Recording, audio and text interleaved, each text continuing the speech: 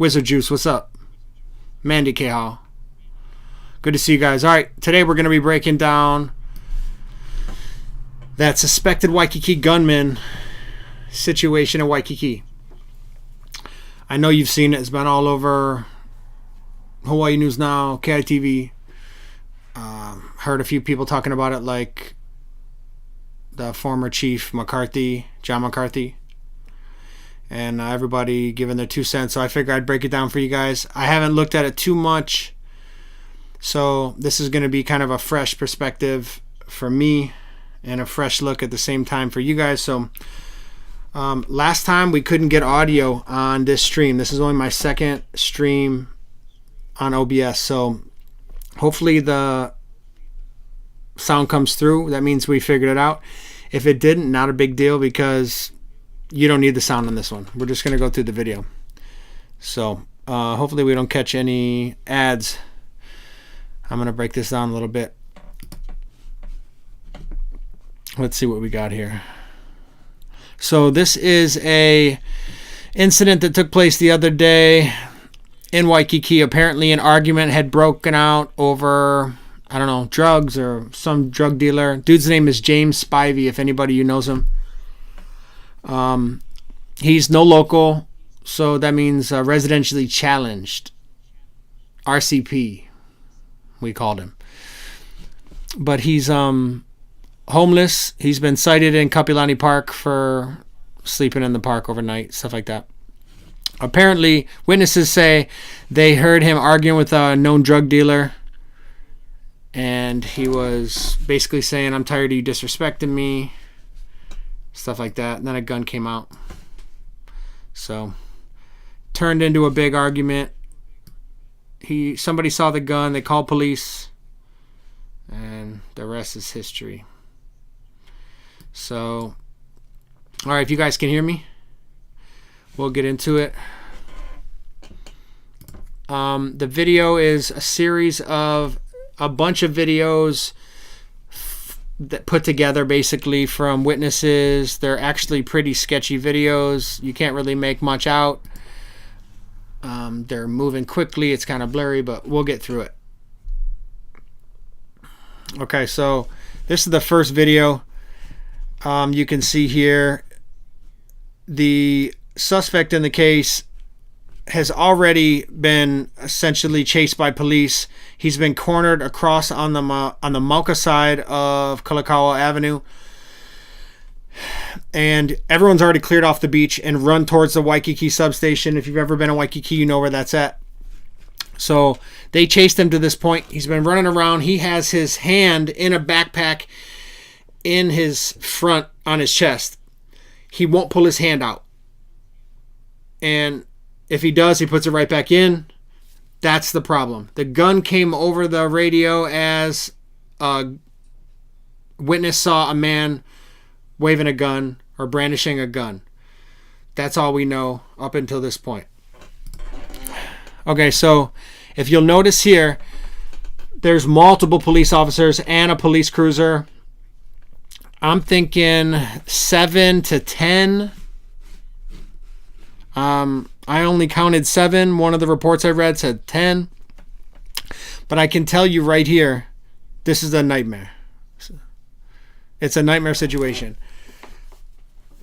I heard many pundits on the news, on KITV and KHON, and even John McCarthy saying how awesome this situation was and how successful it was and how it's going to be used for training in the future. I don't know what video they were watching. Listen, it's one thing to be a policeman who responded in the moment. This is what you're trained for. There were mistakes made, and you did what you had to do. You got lucky. Everyone went home. No one got hurt. It's another thing to say that this is something that we're going to use as a training tool. This was a mess. I was sad when I watched it because I realized the state that policing is in right now as a result of all this BLM crazy nonsense is that officers are kind of forced to do their job with no tools. And so you have all these officers now that are running around, guns drawn. The one thing I like to see here is, I don't know if you can see in the center, you got this one officer, he's got his hand on the back of another who's drawn down on the suspect. And he's on his radio. Solid. That's solid. He's communicating with dispatch about the gun call. He's letting his beat partners know what's going on. Who knows what this is going to turn into? He's prepared. He knows that having another gun on the suspect is crazy. It would be nonsense. There's nothing good going to come out of that. So instead of drawing another gun, potentially shooting one of your beat partners, he has his radio out, which is best tool, and he stays behind that officer and he locks up with him. I like that. The problem is, to the right here in this video, you see a bunch of other officers with their guns drawn. Now, the good thing is, I don't see any crossfire. I like that. They're all on the same side. They kind of wrap around a little bit in like a semicircle. That starts to get dangerous. But the one thing you have to understand here, and I think that most people who've been to Waikiki or live in Hawaii, or at least Honolulu, will understand, is tons of people. Tons of stores, tons of restaurants, tons of tourists, shoppers, everyone's walking around. Downrange is very important in a situation like this. Downrange means anything behind your target. You're responsible for every bullet you send downrange. These officers are pretty much stuck between a rock and a hard place. They have not only the suspect right here, but they have their beat partners to the side and behind them they got to watch out for. And they also have shoppers and tourists on the other side of this suspect. People who are unawares, listening to their headphones, walking through Waikiki. They don't know what's going to happen. So I got to give it up to these officers for staying in the fight, doing what they got to do. If this dude pulled out a gun, he was going to get shot. That's for sure. I would argue that he could have been shot already. Sorry if people don't want to hear that. Call of a gun. A witness saw, more than one person saw the gun. And he won't take his hand out of the backpack that's on his chest. That's a bad recipe. So it's a blessing for everyone involved that no one got shot. I think he could have and probably should have got shot. But this is easy to Monday morning quarterback, so let's keep that in mind. So I got to give it up to my brothers in blue, my sisters in blue. They made it happen. Everybody went home that night. I'm not going to lie, I didn't care much about James Spivey. Sorry. I don't want anybody to die. He's the dude with the gun. So in this situation, all I cared about was that the police officers that were responding, those heroes, went home, and they all did. So thank God for that. And then this guy got to go home too. That's a bonus. Apparently he's still in the hospital. He took some pills after this incident with fentanyl in him, in and out of a coma or whatever. But this dummy, now they got him on hospital guard. So you got a policeman off the road sitting next to the hospital bed watching him. He's being charged $11,000 with assault on a PO. Guys, this guy who had the gun, apparently it was like a piece of a gun, not a full gun, or maybe not a real gun, whatever it is. This dude didn't get charged with that. He got charged with assault on a PO. So that's the Hawaii criminal justice system for you. No crime for what he did. Just the assault on a PO, $11K. But the prosecutor's been coming down hard on the assault on POs ever since that chick got murdered outside Kapolei. So maybe it'll stick. Let's see. Can you guys hear this?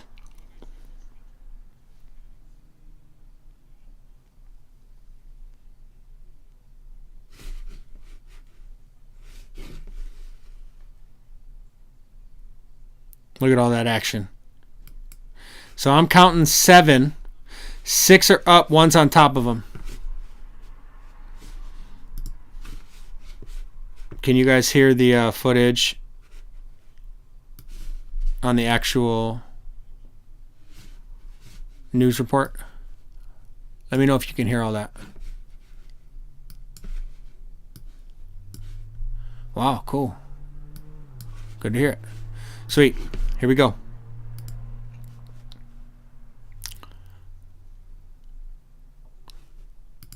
Okay. Shock. Are any of you shocked that this had to do with drugs?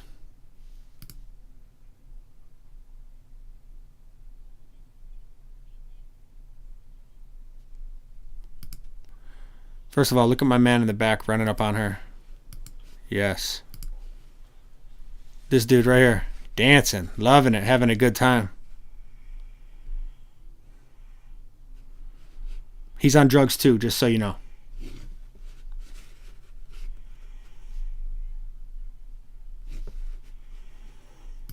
Another thing I noticed here, I'm sure some of you noticed, is this dude dropping the M-bomb over and over and over at the police. She said, when he took the gun out, I was just waiting for the gunshots. So this is a tourist from the mainland. She saw a gun.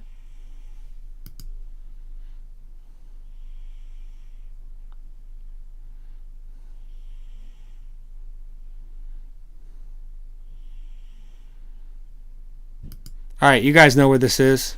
These pavilions right here. You know what goes down there. There's all this drama right now about them locking them up because there was too many homeless problems and drug dealers and all that. Well, still having problems.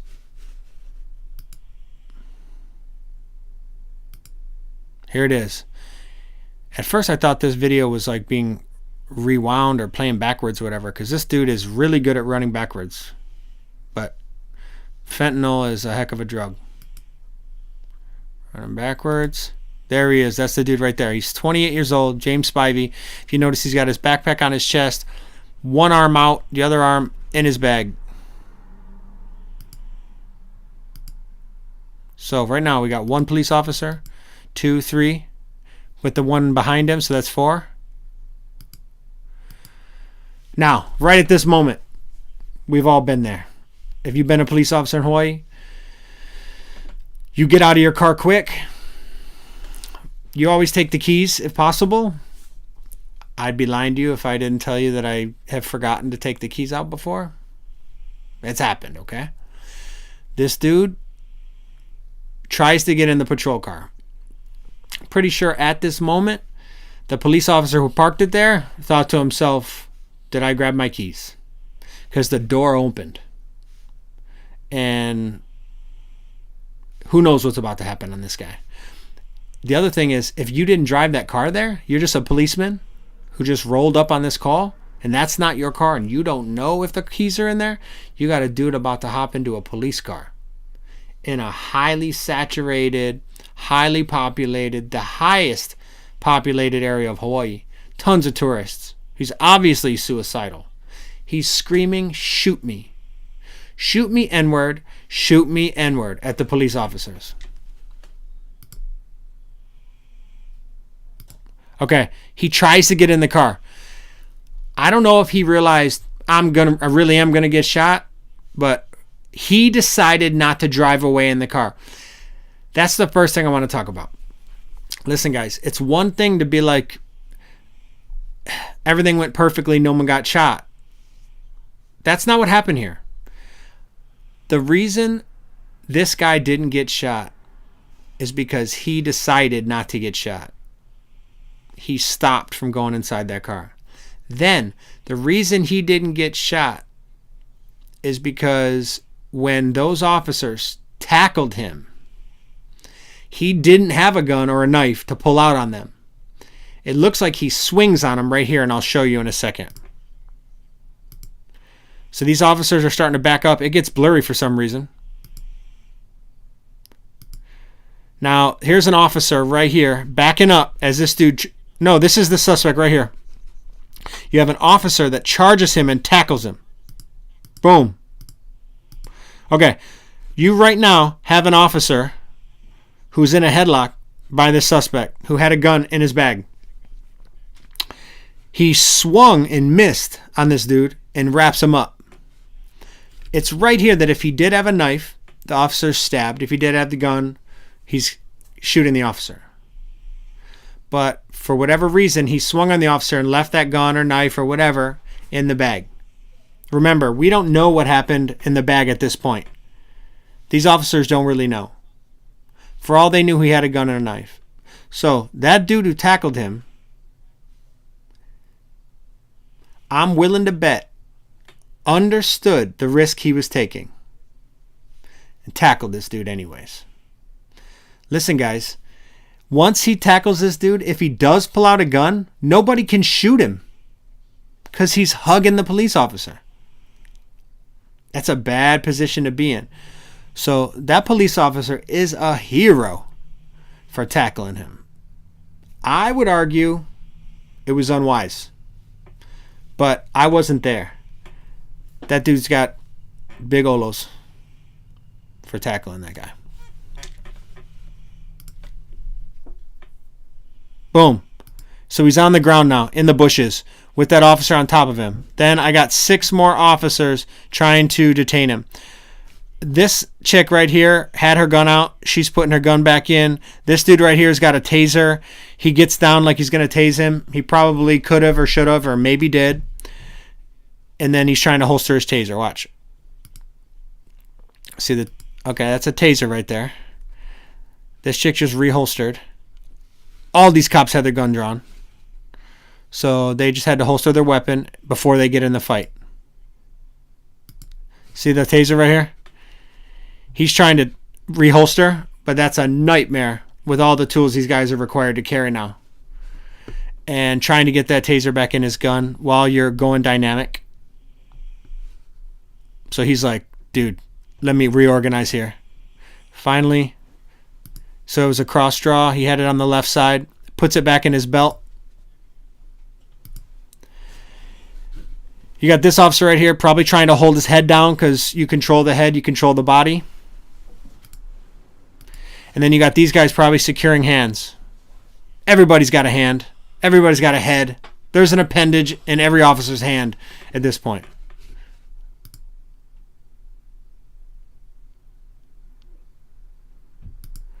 Look at this.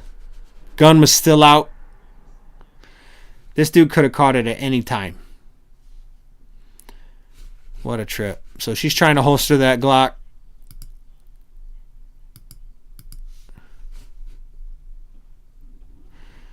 Shout out to Ocean Safety. There he is again, sagging. Tries to get in the car. Changes his mind. Tackles the officer.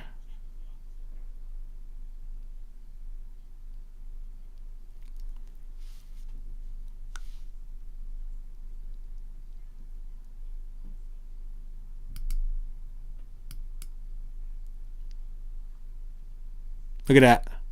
So this is Ocean Safety. They're the ones apparently that reported it. They have a radio as well, so they radio in and they send to their dispatcher who will send a call to HPD.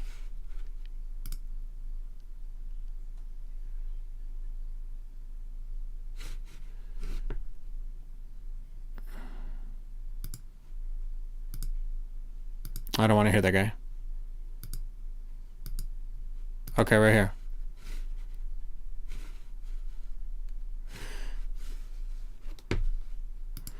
Okay, so this is a criminal tag.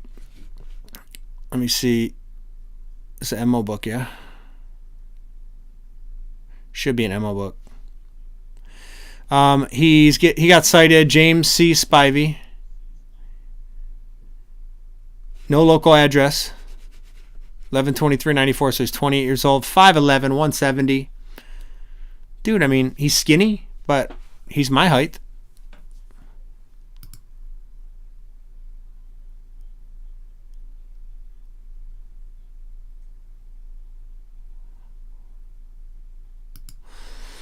All right, so this dude admitted to taking pills with fentanyl. One of two things. Either he's being dramatic or he's a fentanyl addict. It's just simple as that. He looked like one. He looked like he did heroin. And if he did heroin, he does fentanyl. Because all the heroin's got fentanyl right now.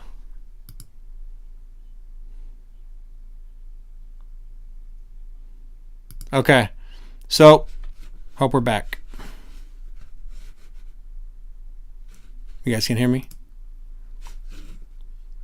Cool. Thanks for hanging out through all these technical glitches. We're still getting it worked out.